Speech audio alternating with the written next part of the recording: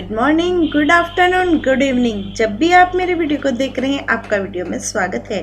हम आज यहाँ पे जुड़े हैं C++ लैंग्वेज के टॉपिक टोकन को पढ़ने के लिए। टोकन पढ़ने से पहले मैं आपको रिमाइंडर करवाना चाहती हूँ कि टोकन से पहले आपने क्या क्या पढ़ लिया। आपने C++ का परिचय, C++ के परिचय के बाद आपने कंपाइलिंग, लिंकिंग और हमने उसके डेवलपमेंट एनवायरनमेंट के विभिन्न प्रकार के सॉफ्टवेयर के बारे में जानकारी ले ली थी।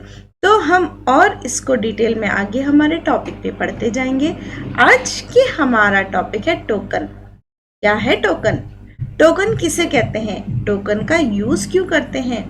तो C++ में टोकन एक सबसे छोटी इकाई है जिसका उपयोग करके हम प्रोग्रामिंग को एग्जीक्यूट करने में सभी चीजों का यूज करते हैं। जिस तरह हम एक फंक्शन में छोटी से छोटी चीज को इम्पोर्टेंट मानते हैं, उसी तरह एक प्रोग्राम में छोटी से छोटी चीज इम्पोर्टेंट होती है और उस छोटी से छोटी चीज को कहा जाता है टोकन।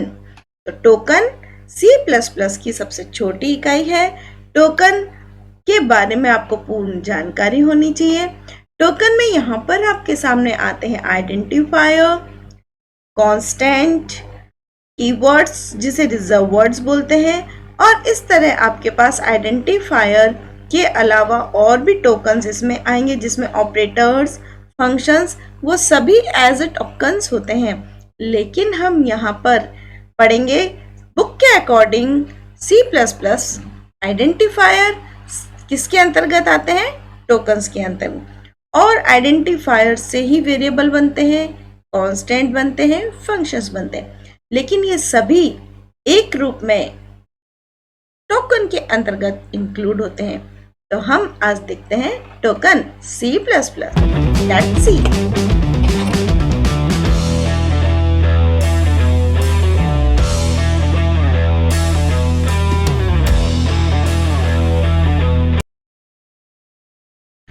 तो अब आपके सामने प्रस्तुत है टोकन्स।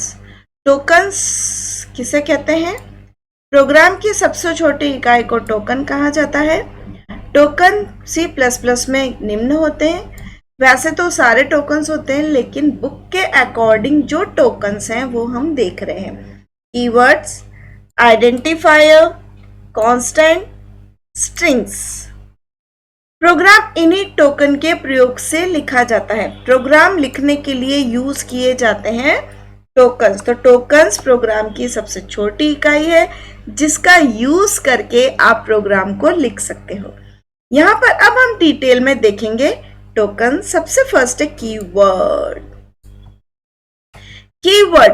कीवर्ड कुछ रिजर्व वर्ड होते हैं। रिजर्व का मतलब होता है सुरक्षित। कीवर्ड कुछ रिजर्व वर्ड होते हैं जिनका प्रयोग हम प्रोग्राम में करते हैं लेकिन आइडेंटिफायर के रूप में नहीं कर सकते। तो कीवर्ड का अर्थ प्रोग्राम के द्वारा बदला भी नहीं जाता है। कीवर्ड्स वे वर्ड्स होते हैं जो प्रोग्राम में अपना विशेष महत्व, विशेष पहचान रखते हैं। तो कीवर्ड्स आप प्रोग्राम में यूज कर सकते हैं without changing the motivate of that. इनका प्रयोग वेरिएबल, कांस्टेंट और अन्य यूजर डिफाइंड प्रोग्रामिंग इकाइयों के नाम के लिए नहीं किया जा सकता। यानी आप as a variable, as a constant और as a user defined program जिसमें क्लास, फंक्शंस, डेटा टाइप्स अलग अलग, आप उन चीजों का यूज, उन चीजों में रिजर्व वर्ड का प्रयोग नहीं कर सकते। जैसे आप अगर लिखना चाहते हो, अगर आप लिखना चाहते हो कि इंट, अगर आप लिखना चाहते हो इंट, रिजर्व वर्ड नीचे लिया हुआ है ASM, तो यह पॉसिबल नहीं है। तो रिजर्व वर्ड्स को आप एज अ वेरिएबल्स का यूज नहीं कर सकते। यहां पर आपके सामने रिजर्व वर्ड की एक लिस्ट है जिनको हम देखेंगे।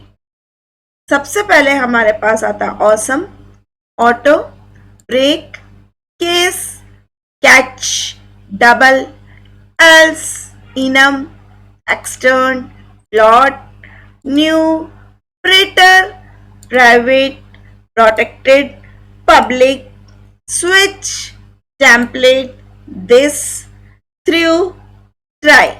और भी कीवर्ड्स हैं scrolling, I am, char, class, const, continue, default, delete, do, for, friend, go to, if, inline, int, long, registered, return, short, sign, size of, static, structure, typedef, union, unsign, virtual, void, volatile and while.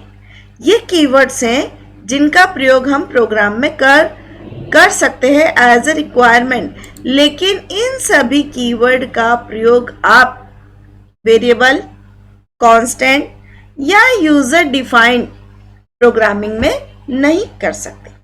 आगे हम इन keywords को पूरे detail में पढ़ेंगे। इसका एक अलग से ट्यूटोरियल बनेगा, एक अलग से वीडियो बनेगा जिन्हें आप देख सकते हैं। आइडेंटिफायर एंड कांस्टेंट, क्योंकि आज हमारा टॉपिक है C++ टोकन। तो टोकन में अगला पॉइंट हमारे पास है आइडेंटिफायर एंड कांस्टेंट। आइडेंटिफायर किसे कहते हैं? आइडेंटिफायर और कांस्टेंट आज का हमारा टॉपिक है। आइडेंटिफायर, जिस तरह पूर्णिमा मेरी पहचान है, मेरा नाम है, उसी तरह एक बॉटल, ये इसका नाम है बॉटल।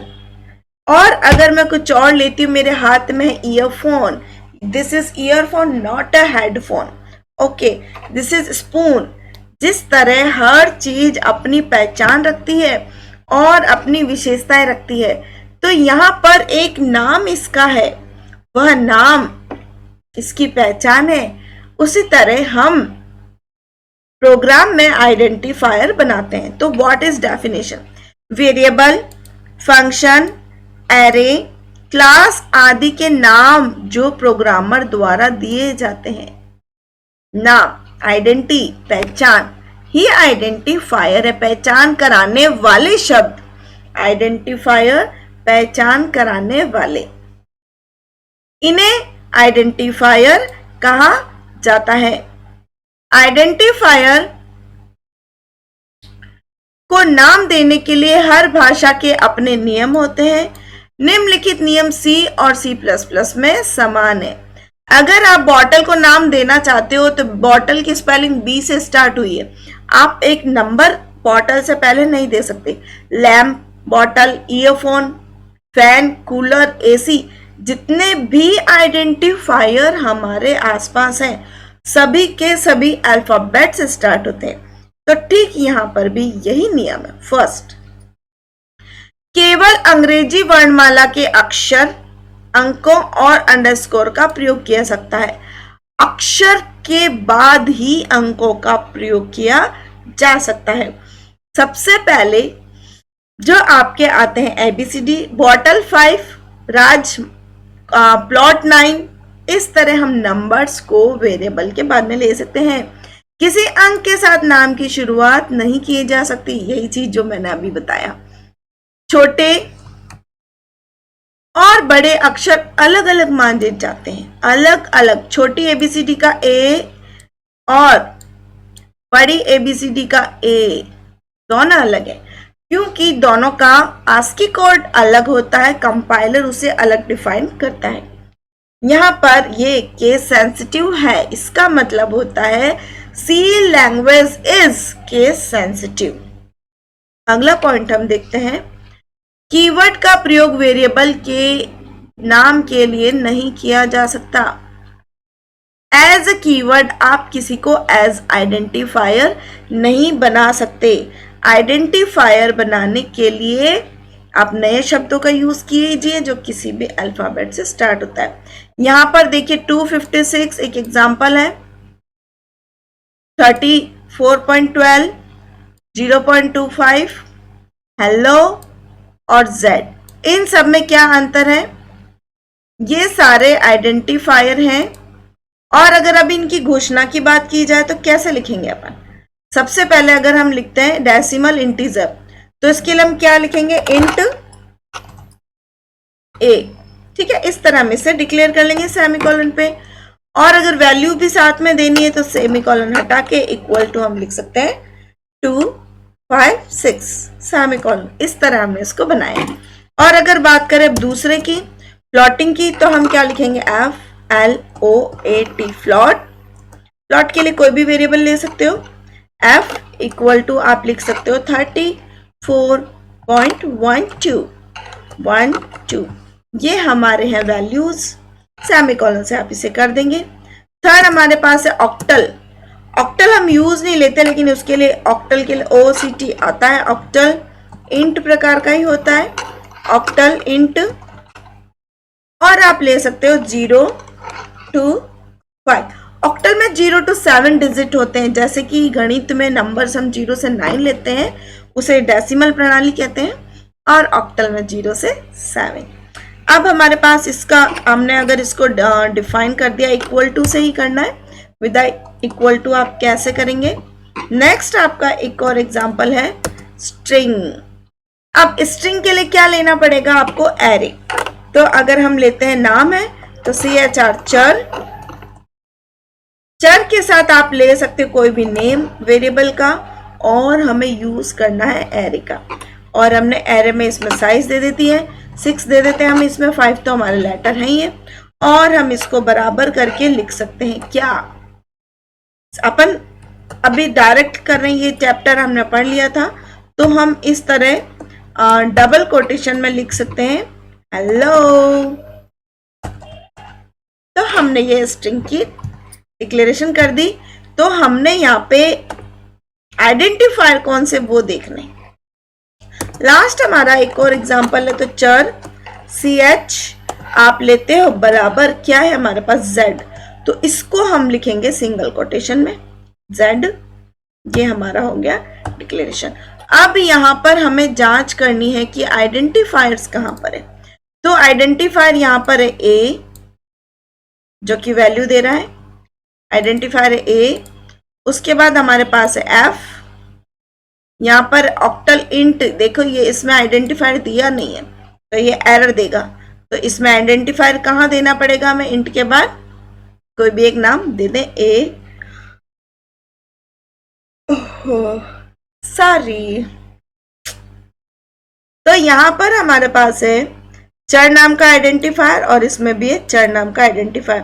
तो ये एक गलत हो गया है, क्योंकि इसमें आपको कैसे लिखना है? ऑक्ट। आपको लिखना ऑक्ट इंट, और वेरिएबल तो दिया ही नहीं ना हमने। A दे दो, कुछ भी दे दो, और अब आप इसकी वैल्यू असाइन कर दो। तो ये हमारा हो गया आइडेंटिफायर। ठीक है, तो आज का हमारा टॉपिक इतना ही है। Thanks for watching. आप हमारे चैनल से जुड़ते रहिए, मेरे वीडियो को देखते रहिए। Thank you.